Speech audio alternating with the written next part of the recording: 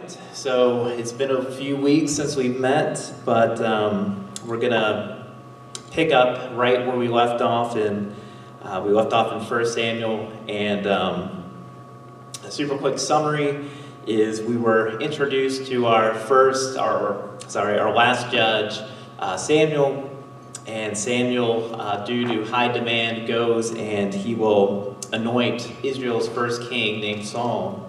And at first, Saul seems promising, but it turns out later that he disobeys Samuel. And so, because of that, he becomes disqualified from the kingship and is stripped away from him. And Samuel will anoint another unlikely king, who is a shepherd boy named David, the Spirit of God will come upon him, and he'll be a great soldier and a harp player for King Saul. And so Saul grows jealous of the popularity of David and eventually tries to kill him, and that leads David to leave and go into hiding. He ultimately finds himself on enemy territory, joining the Philistines, and there at Ziklag he is able to, he gets attacked by these Amalekites, and the Amalekites will go and raid his children, steal their wives and their supplies, but the Spirit of God goes onto David, and he gets all of them back and retrieves them. And opposite, that same day, the Spirit of God leaves Saul, and he is defeated and killed at Mount Gilboa, and that's where 1 Samuel left off. So now we're going to the second part of the book of Samuel.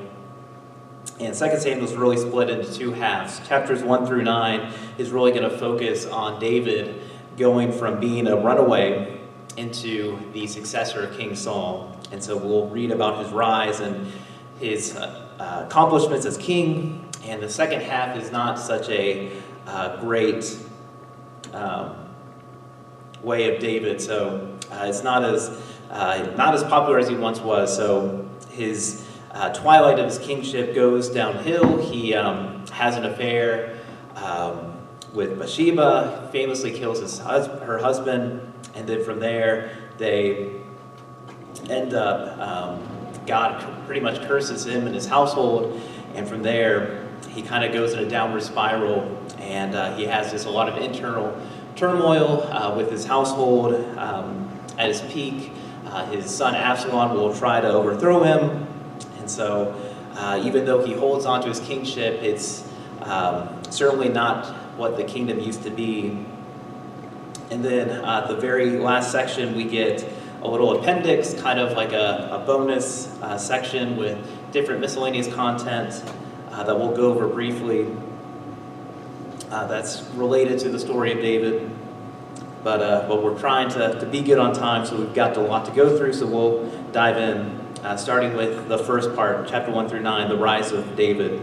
So David has come back from a victory at Ziklag, saving his family from the Amalekites, and the same days Saul gets defeated at Mount Gilboa.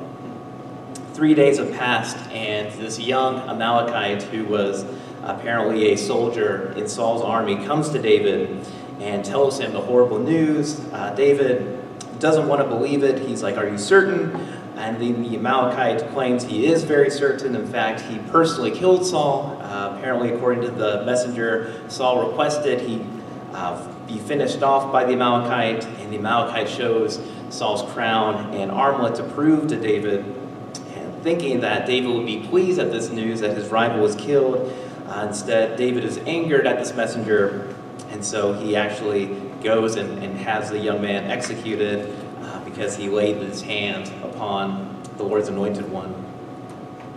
So the rest of chapter 1 is a lament over Saul and Jonathan, and shortly after his time of mourning, he will consult the Lord, and the Lord is going to tell him to go and return safely back to Israel. And he needs to go back to his tribe of Judah, more specifically its capital of Hebron. And so David will leave Philistia with his 600 men, militia that that's been faithful to him all this time, and finally is out of hiding. And so he will not only be well received at Hebron, he'll in fact be crowned king, because if you can remember, there's a lot of instability. Saul is dead, his sons are dead, there's really a lot of turmoil, a lot of uncertainty about the future of the leadership of Israel. So Judah goes ahead and crowns David king once they see that he's alive. So meanwhile, Abner survived Mount Gilboa, and he crowns Saul's surviving, less legitimate child from a concubine named Ishbosheth, and crowns him his successor. And so he is on the other side of Judah, across the Jordan River in Gad, and Mahanaim is the location that he's going to be king and crowned. And so Judah yet will still remain loyal to David, and Ishbosheth gets the remaining 11 tribes, and so inevitably there's going to be a war between Ishbosheth and David. And on our first slide we'll see a little bit of the map. The red is the south where David's men are, and Ishbosheth's faction is up, and his home base is across the Jordan and Gilead. So that's kind of the territories during this war. And so the war is going to start in the border between Benjamin and Judah in a place called Gibeon, at a pool of Gideon. And during that first conflict, Ishbosheth will bring out Abner to represent him and fight on his behalf, and David will lead his army by 3 of his nephews, the sons of his sister, and their names are Joab, Abishai, and Asahel. And the armies will meet on the opposite sides of the pool. At first, they try to decide in a single combat between 12 fighters, similar to how David and Goliath went, but it kind of ends in a draw, and the armies engage, with David winning the battle. So as Abner is retreating, Asahel, one of the brothers, goes up and tries to pursue him, and Abner has no desire to kill him. He's like, hey, back off, like, just let me out, I just want to leave. But seeing no other choice, he goes and impales him with a spear, killing him. So Joab and Abishai don't take likely to having their brother killed, so they go and pursue Abner. And right when they trap him, for some reason, Abner decides to say, hey, we're brothers, let's have a truce. And for whatever reason, Joab blows his horn. He says something to the effect of, well, why didn't you say so earlier? And blows his horn and retreats. So Abner retreats back to Mahanaim, and before Joab goes to Hebron, they'll go back to, if you remember David and their old hometown in Bethlehem, they'll go bury Asahel with his ancestors and go to fight another day. So the war keeps going. David and Ishbosheth is very long and tolling, but over time, David is getting the upper hand, and Ishbosheth makes the most dumb move he possibly can make. Shoots himself in the foot big time, because Abner is really the one in charge. He is the most capable leader on the side of the house of Saul. But out of nowhere, he decides to make a grave accusation against Abner that he's sleeping with his dad's concubine, Rizpah. And so Abner is like not having it. He's had enough. He's done with hearing the lies of this incompetent king. And he decides to surrender and give the kingdom fully to David. So Abner sends messengers, and an agreement between combining the house of Saul and the house of David. David asked for a goodwill offering. If you remember, Michal, his first wife, was taken away whenever David ran away from Saul's kingdom. But he's now asking for his wife back as kind of a restitution and reconciliation. And so Ishbosheth forcibly takes Michal back from her new husband and returns her to David. Abner then goes and plays diplomacy with all the other elders of the tribes and gets everyone on the same page, even the Benjamites, Saul's own tribe, and essentially tells them, hey, we're going for peace, we're all surrendering, and we're going to serve David now. And so Abner gets full support, and they'll go to Hebron in David's capital and put a formal treaty together ending the war. So just as Abner is getting this treaty ready and is about to leave, Joab's army arrives and he confronts David. He's like, "Oh, Abner, that's your enemy. Why are you letting him go?" He's very skeptical, thinking that Abner is really trying to get intel, trying to have this false sense of peace, and he's going to backstab him. So what Joab does is he goes and says, "Oh, Abner," as he's heading out the gate to come back for a moment. And so he pretends like he's going to greet Abner, and then he surprises him with a sword to the stomach, killing Abner. And David hears about that. He condemns it. And we're going to see that as a running theme, that Joab and Abishai are kind of hotheads. They're very capable soldiers, but they are very trigger-happy at the same time. And so Abner's now dead. David is furious about this. And he gives Abner a proper burial, condemning what Joab just did. And so news gets to Ishbosheth that Abner is dead, his dear general, and he knows the writing on the wall. He knows everything is going to collapse any time. And during a midday nap, he's betrayed by two of his commanders. They kill him, behead him, and go to Hebron, bring the head of Ishbosheth to David. And just like the Amalekites, they're thinking that he's going to look forward to one of his enemies being killed, but instead the two assassins are impaled and killed in Hebron, and the head of Ishbosheth is buried along with Abner in Hebron. So once all of that war is behind them, all the elders of the tribe will join David in Hebron and make a pact before the Lord, anointing David their king. Next, David is going to conquer a new capital. He wants to better unite all the tribes and doesn't want to keep Hebron or Judah as the main section. He wants to have a centralized location on neutral territory. So he finds a city called Jebus, which is this unconquered enclave of Jebusites living among the Israelites. And he goes and he claims that land. He'll defeat the Jebusites and retake the city and rename it the City of David, or as you probably know it better, Jerusalem. So after this great conquest, he talks to King Hiram from Tyre, who is north of Israel in modern Lebanon, in Phoenicia during that time. And he befriends the king and gives him all the resources and craftsmen and supplies that he's going to need to build his new capital, and builds him a gorgeous palace. And during this time, the Philistines get word of David's ascension, and they are concerned because they were enjoying a time where the Israelites were fragmented. So now, as they see David uniting the tribes, they want to destroy him while he's still not quite united. And they go and pursue him west in the Valley of Rephaim.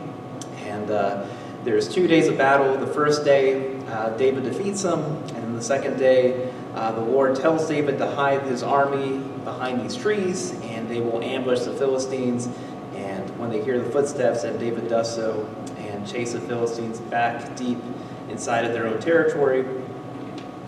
After that, there is more consolation. So during this time, the ark was in Shiloh, if you remember, and then the Philistines pillaged it, brought it out. Then the ark was cursed, so they kind of passed it around like a hot potato throughout Philistia. Eventually it got to a guy named Eleazar's place, and to help legitimate Jerusalem, they decide to move this holy object into his new capital in Jerusalem. So they go to Eleazar's house, they retrieve the ark. Eleazar's two brothers, Uzzah and Aiel, will go and help bring the ark down the hill on this cart. And so as the army is marching and everyone is celebrating, Uzzah notices that the cart stumbles, and so he tries to quickly grab the ark before it tips over. But because he was not properly consecrated, the Lord instantly strikes him dead. And David hears this and becomes really, really afraid. So after hearing this, he decides to say, okay, take a breather. He'll redirect the ark to another house, a guy named Obed. He'll hold on to the ark for a little bit, and after seeing for the next 3 months that Obed is being blessed, that everything is going well, David's like, okay, I want some of that. Let's go ahead and bring it to Jerusalem. So they take it and bring it to Jerusalem. David girds himself with priestly attire. He leads the ceremony transferring the ark. He pitches a tent to it. You might be thinking, oh, isn't there already a tent? There's a tabernacle, but that is actually back in Saul's territory in Benjamin. So if you remember where the priests were in Nob that got slaughtered, that is where the tabernacle was being kept at. So he has to pitch a new tent for it. So he goes, pitches a tent, and has this roaring and celebration. He blesses the people with food. With all the Israelites, it seems to be a really popular place. People are crowding. It's well received by all the tribes. So this Jerusalem quickly goes from being an uninhabited enclave into being a thriving capital for all of Israel. As everything is settling down and the administration is going well, one of David's advisors named Nathan goes and overhears David talking about how, oh my goodness, how am I living in this gorgeous palace while the Lord's ark is, in a temporary little tent. And so the Lord hears that, he's pleased, and that night he goes to Nathan and tells him that not only will God do likewise, but he'll build an everlasting house for David, unlike what he did with Saul. And this is going to be everlasting and secure. David's offsprings will be treated like God's own son, and so he will have this everlasting kingship in Judah that will be perpetual. And so we get a long praise and response of David, thanking God for his graciousness and a desire for that to come true.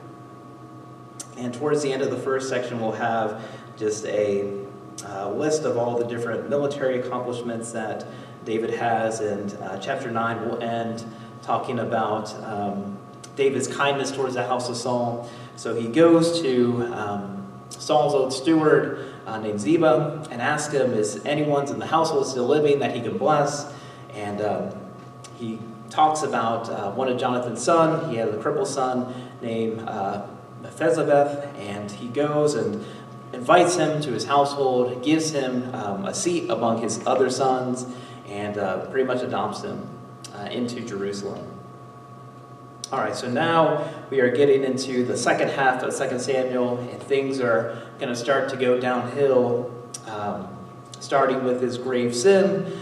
Chapter 10 is going to give us a little bit of background of what that's going to look like, and then from there he's going to have a lot of internal problems more than external problems. So starting in chapter 10, sometime later, there's a Ammonite king, and if you look on this map, you can kind of see the peak of David's kingdom. But if you go to the next one, you kind of see the surrounding kingdoms. Amnon is to this orange territory here, to the east of him.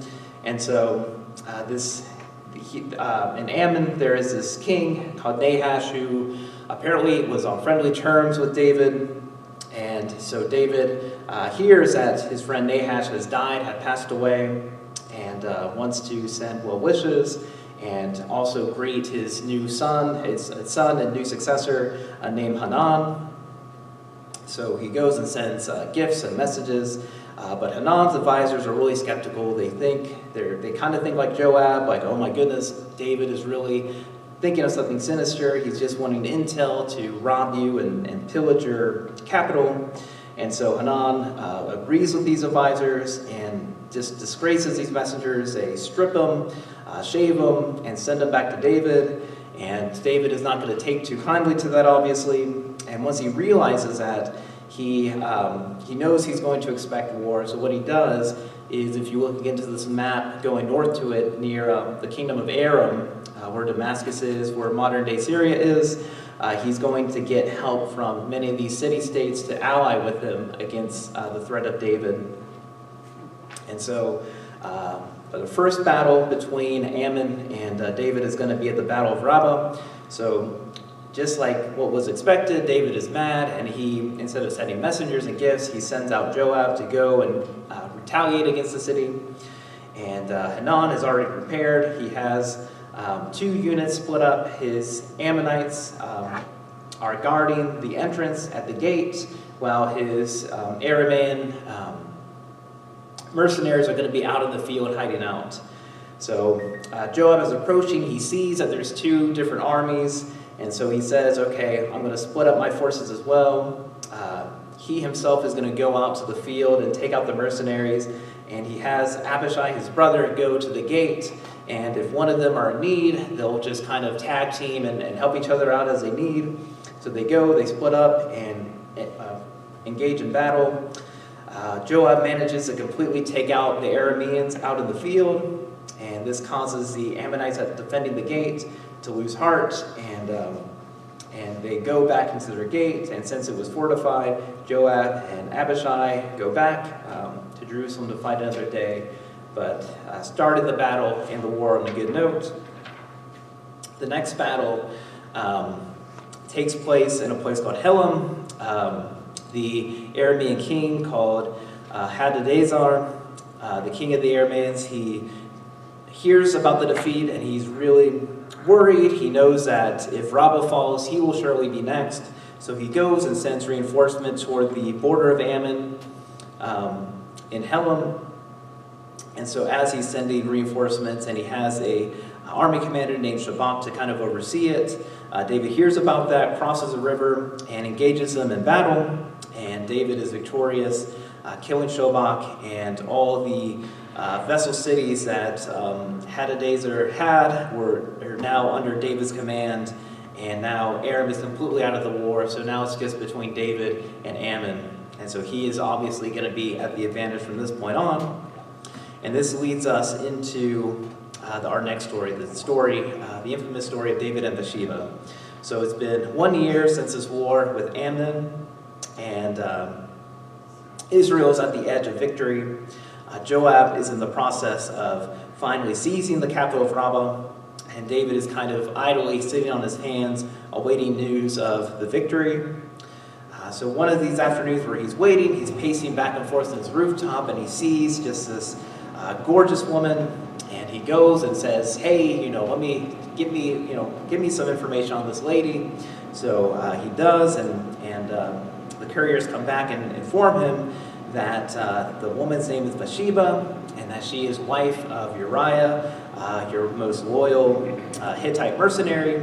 And so David, knowing full well that Uriah is all fighting alongside Joab, he decides to summon Bathsheba to have a little sleepover, and as you can imagine, he enjoys his little fling, and Bathsheba goes back to life as normal. But it seems that he bit off more than he can chew, and Bathsheba comes back to inform David that she is in fact pregnant. So David is panicking. He's like, oh no, what am I going to do? I'm going to have to cover.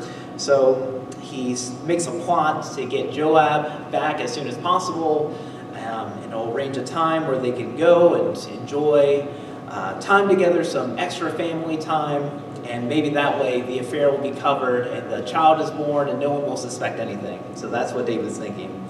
So Joab goes and retrieves Uriah from the battlefield, and David befriends him, makes some small talk, and says, hey, go enjoy your wife, take a little off time, take your wife on a date, do what you need to do. But Uriah, being the very loyal soldier, refuses. He wants to be back on the battlefield. He feels guilty being away from his fellow soldiers, and so he refuses and says, no, I want to just go back to the battlefield, and I will sleep with the rest of my soldiers in the barracks. And so Uriah does so. The next day, David is hiding his frustration, but tries again. He's like, okay, maybe if I have this feast with some wine, maybe that will help him out. So he says, just spend one more night and enjoy some wine and see what happens. So he does so, enjoys the feast, enjoys the wine, but yet Uriah still stubbornly goes and returns to the barracks. So David knows that Uriah is going to be off. He knows that his wife is going to be pregnant with a kid that is not his, and so he sees no other option but to give Uriah a letter before he leaves. And in this letter that's sealed, that he trusts with Uriah, tells Joab to put Uriah on the front line of the battlefield where the fighting is the fiercest, and once the battle is happening, to pull back the troops and ensure that Uriah dies. And so Uriah, not knowing any better and trusting his dear king, takes the letter and gives it to Joab, who I'm sure has the most puzzled look on his face after reading the request. Nevertheless, Joab follows through, and he sends Uriah on the front line and decides to have pretty much a suicide mission where he's going to storm the gate, the most fortified area of Rabbah, with all these troops. But what he didn't see coming is that instead of falling back, the troops disobey, and they go ahead and die alongside Uriah. And there was a great defeat and a great slaughter of David's men that day. So Joab is worried, and he has to send a message, kind of having a positive spin on what just transpired. So he goes and tells the messenger to tell back David, hey, whatever you tell him, make sure you tell him that Uriah is dead. So the messenger goes to David, reports about the disastrous battle, and says, oh, and by the way, Uriah, your loyal mercenary, also fell during the battle. And so David kind of does a 180. He goes from, oh my goodness, like, wow, why didn't you tell me? These things happen. You live by the sword, die by the sword. Go and pat Joab on the back and tell him he's doing a great job. So obviously he is just relieved that the Uriah issue is behind him. So David, quickly thinking on his feet, he goes and comforts the Bathsheba in her mourning.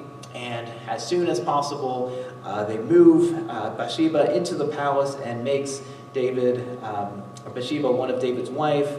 And the marriage happened soon enough where no one would suspect whatever happened before Uriah was killed. So eventually this boy is born, but Nathan hears about this. David, remember, thinks it's a secret. No one else knows about it, but maybe Joab. But the Lord tells Nathan about this secret that David has, and so he retells and confronts David and retells it in a parable. And in this parable, it is focused on a poor man who has this precious lamb that he so treasures, and then this rich man who selfishly takes it away and slaughters it to feed a guest. And David is angered, he's outraged, he's calling for the execution of this rich man, and Nathan turns the tables and saying, David, you are that rich man. And so David is just feeling guilty. Nathan is just telling the Lord that, hey, he's not taking away your kingship, but you are going to suffer consequences, that you are going to have, your family's going to be in turmoil, there's going to be rebellion within your household for the rest of your days, and also the love child between you and Bathsheba will surely die. So David hears that, he's devastated, and not long afterwards, those words come true. The child becomes deeply sick. David is agonizing, fervently praying and fasting, asking for forgiveness, saying that, Lord, blame me, not this child that's innocent. But just as the Lord said, the child does eventually die. So after this mourning, David and Bathsheba will recover and eventually bear a second child that the Lord favored, named Solomon, who I'm sure will be a pretty important character going forward in the story. So the story concludes with the end of the war. Joab is finally able to overtake Rabbah and capture their water supply. He goes and taunts David, saying, hey, if you don't come here and take the glory, then I'm going to take all the glory. And so David follows suit, goes and grabs the crown of Amnon and puts it on himself. And now he completely owns this whole northern region in Damascus and Amnon. And so the state of Israel is at its peak. It's never been this large. at any point of time. So everything seems to be going well. But as Nathan foretold, not all would end well, and unrest would haunt David's house. And so we start with a pretty dramatic story of his eldest son, Amnon. So Amnon is the eldest son of David and the successor, his soon-to-be successor, and basically the second in command of his household. And he is, for whatever reason, lusting over his half-sister, as you do, Tamar. So they are born from different mothers, but Tamar is also has a full-blooded brother, though, from the same mother, named Absalom. And so they're kind of together, and so Amnon's friend tells him, hey, it would be a great idea to really seduce the sister of yours, is go and pretend to be sick and feign the sickness, and then, invite her into bed, and then, that'll really win her over. So Amnon loves this idea. He goes to his dad and says, hey, I'm feeling bad. Can Tamar come to my home and take care of me? David accepts, and so Amnon is in bed. Tamar is baking him cakes, but he is just not having any of it. He's saying no, he's not hungry. But later he's just like, okay, just everyone leave. He clears out the house, but he wants Tamar to stay. So Tamar is to stay and be by his bedchamber and spoon feed him this cake. And so once they're in the bedroom, they're by themselves, Amnon will kind of drop the act and completely lunge at Tamar, pin her to the bed, and ask her to lie with him. Of course, Tamar is taken aback. She's disgusted, but she's in self-preservation mode. She's trying to think of reasons like why, incentives for him not to go through with his act, and tells her, it's going to ruin your reputation. Please don't do this. This is going to be so terrible for us. And as a last resort, even begs, like, just tell your father about this. We can do this the right way. We can have a marriage, and everything will work out. But he is just has a lustful mindset, not listening to any of it, and just overpowers her, and does what you imagine him to do there. So after this shameful act, Amnon will loathe Tamar. So he goes from completely lustful for her to despising her, and kicks her out, and Tamar is just in ruins. She's in tears. She tears her clothes, knowing the shame that Amnon has done to her. So she goes and lives back with her full-blooded brother, Absalom. And both David and Absalom find out about this.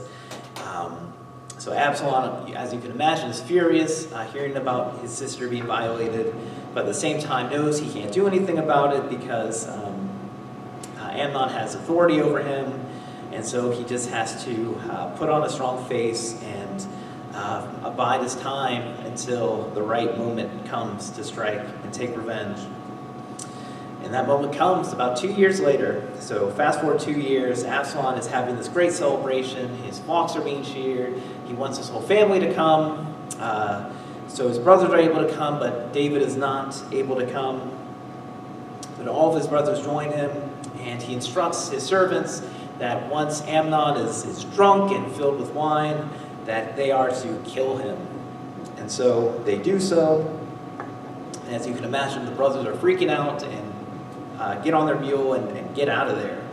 And rumors start to spread around Jerusalem that Absalom killed all of his brothers, but shortly they see the brothers approaching the gate and are relieved to see that they're still alive.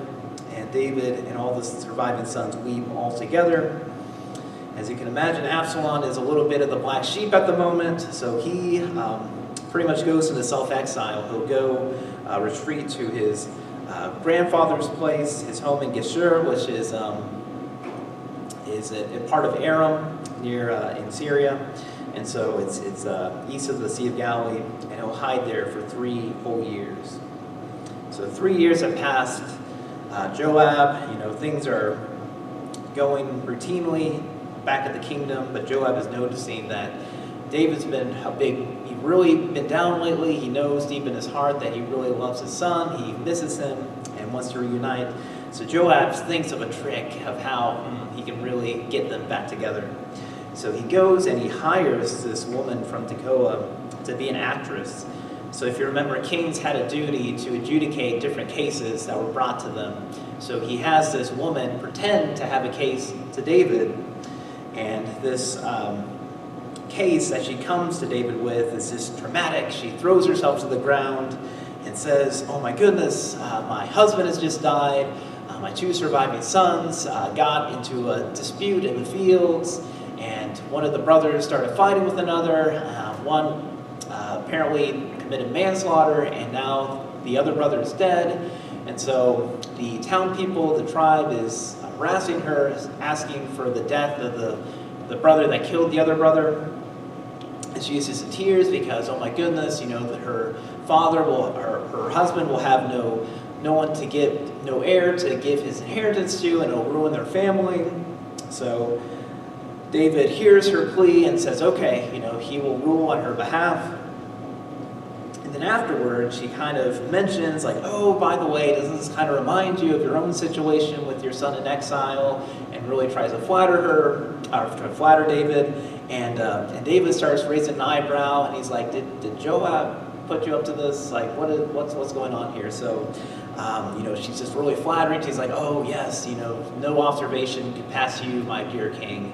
And so David knows what's up, and he's like, all right, Joab, get in here. We're going to talk about this. So Joab comes. He's really fluttered. He's nervous. He knows that David's going to get mad, that he deceived him. But he appreciates the gesture and says, hey, he can read my heart, and you know what I want, so go return my son, Absalom. So Joab goes and retrieves Absalom, but does a surprising move. So instead of having him see the king directly, David's like, no, go, just take him to his house and let him, hang out there. So he goes, he doesn't see his father, and just returns back home in his quarters in Jerusalem. So 2 years pass of him just not seeing his father. So you can imagine how awkward the dinner table is with just not seeing your son that's right down the street. And Absalom gets really antsy. He gets impatient. He's trying to get attention to Joab. Hey, I really want to see my dad. And so he tries to get Joab's attention, but Joab keeps brushing him off. So he sets his field on fire. And that gets his attention. And Joab's like, what are you doing? Why did you have to burn down my field? And he's like, finally I got your attention. I want an audience with my dad. I don't even care if I die. I want to talk to him. So you're expecting Absalom to go and have this rambunctious defense of his innocence and justification for killing his brother. But instead, he goes to his father, falls on the ground silently, and David approaches him, picks him up, kisses him, and they reconcile through silence in a touching scene. So there's a big turning point from this point on, once after they reconcile, where Absalom will take advantage of this and will challenge his father for the throne. So not long after they reconcile, Absalom begins amassing this big personal army, kind of his own little entourage. And he would go daily to the gate of Jerusalem where cases were adjudicated, and he would demagogue and try to talk to these people and try to win them over by saying, oh my goodness, I hear your plea, I hear your judgment, but man, if only I was in charge, if only I was a judge of Jerusalem, I would give you a fair trial. So he's giving all this populist rhetoric and telling people, winning people over with all these kind of deceitful friendships. And 4 years have gone on of this. And eventually, Absalom has enough support within Jerusalem to give a plea to David to leave to Hebron to make this so-called vow that he made in exile. David, thinking nothing of it, accepts it. But little does he know, once he's back in Hebron, in the capital, he amasses power within Judah and brings his entourage from Jerusalem and says to go out from Judah. He basically is crowned king there, and he goes out and sends messengers to say, hey, spread the news. There's a new king in town in Hebron. Judah is supporting Absalom. So he goes. He has gained over these past 4 years just this massive popularity. And remember, David is not as popular as he once was in the days of Saul. And so the people are thrilled to have a new leader in Absalom. He even wins over David's wisest advisor, a prophet named Ahithophel. And Ahithophel will go and give guidance that cannot be revoked. So he is just the wisest person, apparently, in all of Israel. And so he has just this amazing power, amazing support on the side.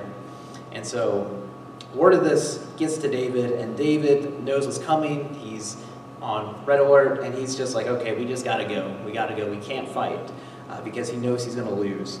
And he knows it's just going to destroy the city. So he goes and decides to flee from Absalom. And this is the next line, is him fleeing. So he's going, he's leaving Absalom, and he goes, of all places, guess where he goes? Mahanaim. If you remember, the home base of Ishbosheth, his first rival. He's going back and moving back to his old kingdom. And so he's heading that way. There are some notable dialogues that he has on his march over to Mahanaim, but we don't have time to go over it, but just know that he is getting friends on the inside. He's getting intel to purposely stay and help him kind of be on the inside. Especially one of his trusted advisors named Hushai. He's actually going to be undercover just to upset or subvert the advice of Ahithophel. And so David gets as far as the Jordan River. He's exhausted, and he's just like, all right, I got to take a break. I'm done. And so he takes a break at the Jordan River, and little does he know that Absalom during this time is now coming into Jerusalem. He is not, he meets no resistance. Jerusalem takes him in. They side with him, they support him, and now he is their leader. And so Ahithophel tells him the first order of business is to, apparently David left behind 10 concubines to kind of housekeep while he's gone and make sure everything is doing well. And Ahithophel's thinking, okay, it would be really great, it would really show everyone how dominating you are over your father, is to go pitch a tent on the roof and sleep publicly with his 10 concubines. Great idea, right? So he goes, he does that, and he shows, I guess symbolically, gets a hurrah from his supporters that a new king has come to dominate Jerusalem.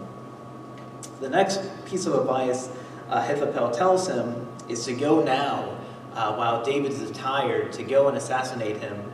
So he gives him this elaborate plot and telling him, hey, let us go in the dead of night, this very night, send me an army and I'll go and just assassinate David myself. And once David is dead, the supporters will David's support will melt away and everyone will join and peacefully side with Absalom. So Absalom hears this, and he's very, very, he takes it, he loves it. But then he goes to Hushai, remember the undercover advisor, and asks for his advice as well. And Hushai needs to counter this because it's really good advice. So he says, well, if you really think about it, think about how loyal David's men are. Are they really going to just peacefully turn on your side? No, they're going to fight viciously. And plus, how easy is it really to assassinate David? Because he can be hiding, he can be there, he can be there, here, he can be there.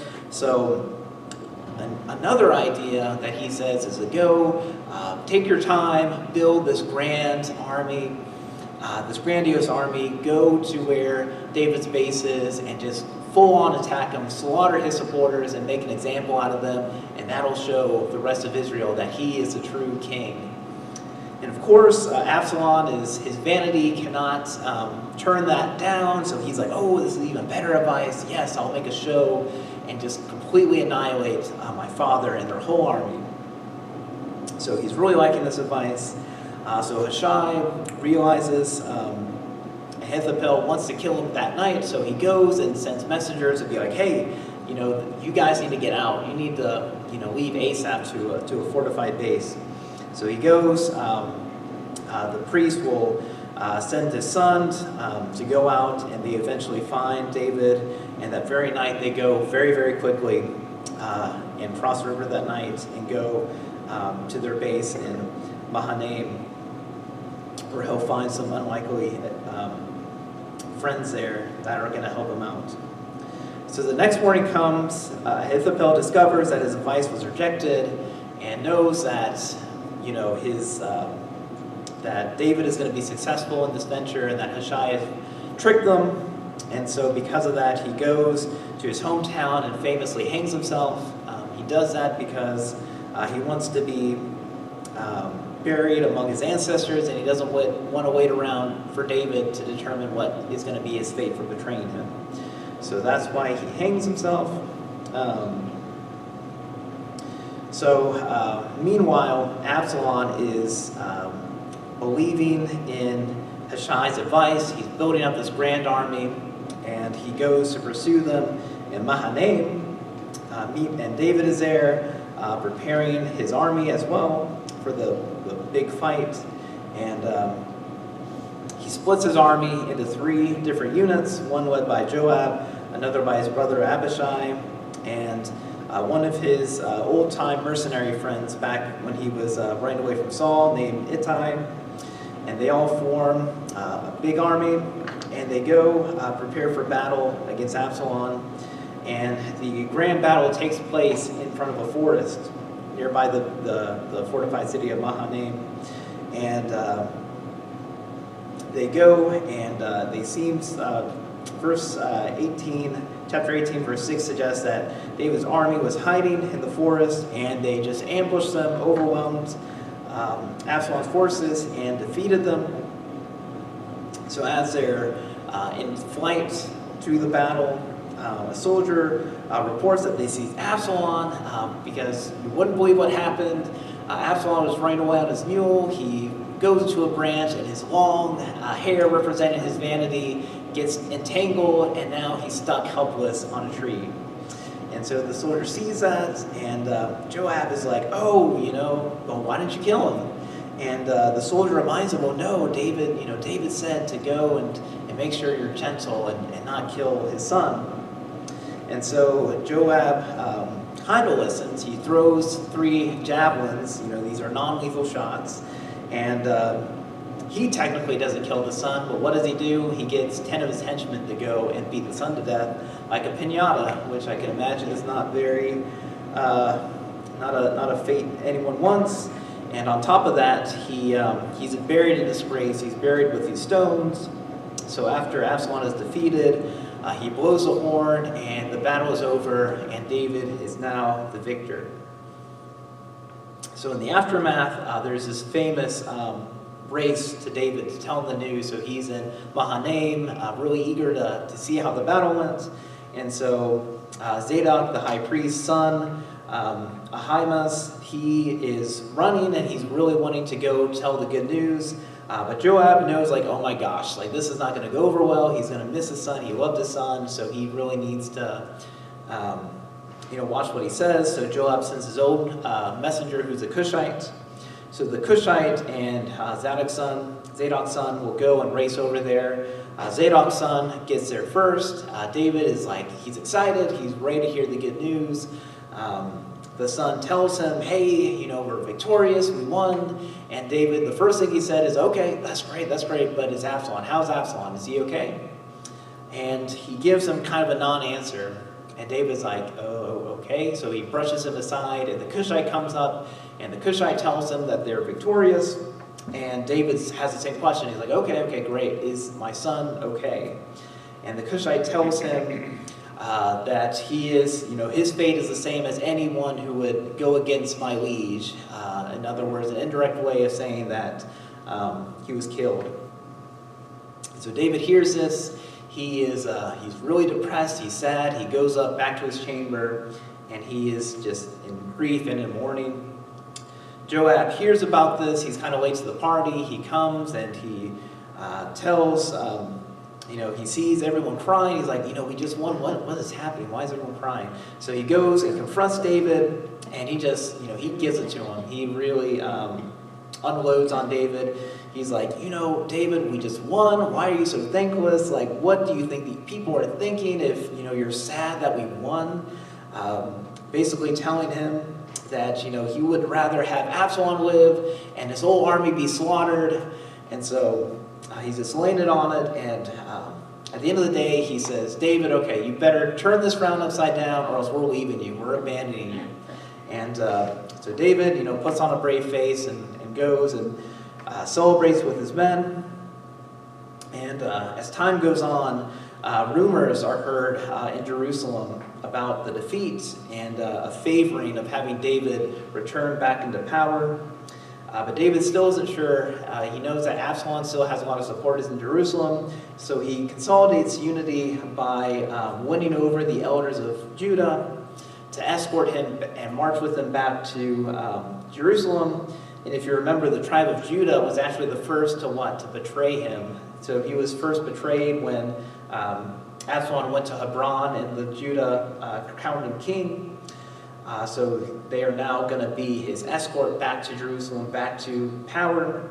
And another thing that he does to better reconcile the two factions is that he will promote Amasa. So Amasa was Absalom's field commander, and he's going to promote him to be his new field commander and replace Joab, who he is not happy with. He is not a happy camper since he killed Absalom. So they go, they march back. Again, we're going to kind of skip over the kissing of the ring, but a lot of the dialogues that he had in the first march are going to be, there's going to be a parallel between the march there and the march back. So I encourage you to look into the notes on that one. But we'll just say that chapter 19 ends with an argument between the tribe of Judah and the other Israelite tribes, and they basically get into arguments saying that, hey, you tribe of Judah, you betrayed him first. Why can't we go and escort him? And so there's this back and forth. We don't really know what happened, but in the end, it just says that Judah prevailed. So anyway, so David finally arrives.